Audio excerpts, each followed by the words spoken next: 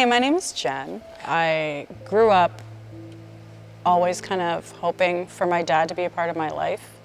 When I was young, he decided that it wasn't the role he wanted to play. So I grew up not really having that father support. So I was always constantly looking for any form of love. And it just became this missing piece. So I started really struggling with my own self-worth and feeling maybe I wasn't good enough for him, or maybe I wasn't good enough for anybody. Became a mom really young.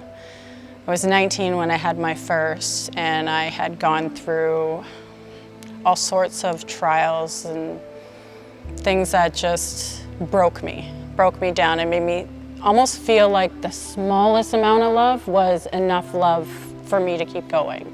It was March of 2024, and me and my son were really close. We were like best friends, and we always used to like hang out together, and he would text me every day. We were like inseparable, and it had been 24 hours and I hadn't heard from him. And when I didn't hear from him, I started to panic a little bit and called friends, called the police.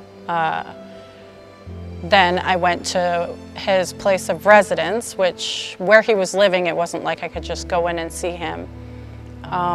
When I got there, I just knew. I just knew in my heart that something was wrong. And I found out that he had passed away due to mental health. It broke me.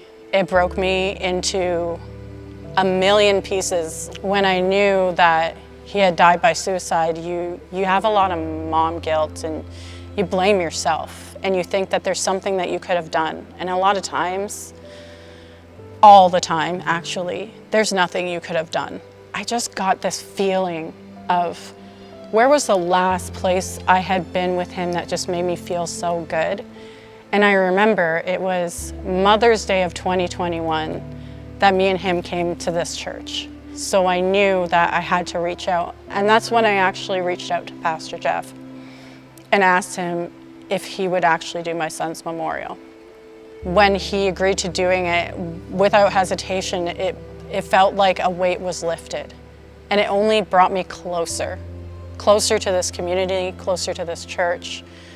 And watching him do the service and how he touched so many of my family members' lives, even to this day, that was huge. So it's the reason why I kept coming back.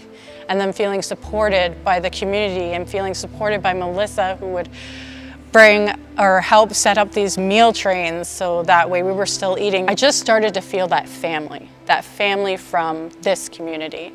I feel like my whole life I've just built these walls. So I was starting slowly to let the walls down.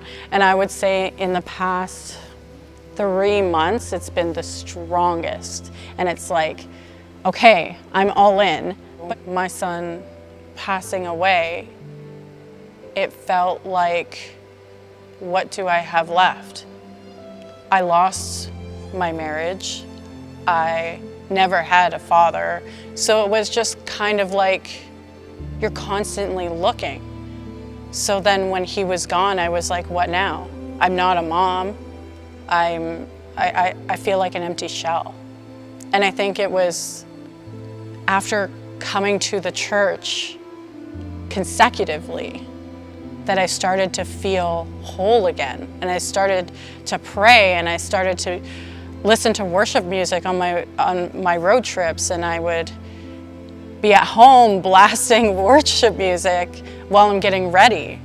And it's like there's just such a powerful feeling within you.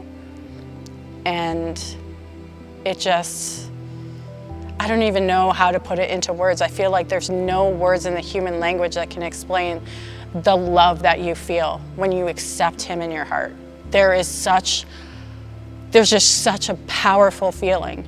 I'm getting water baptized today because after years of feeling lost, I finally feel like I've been found.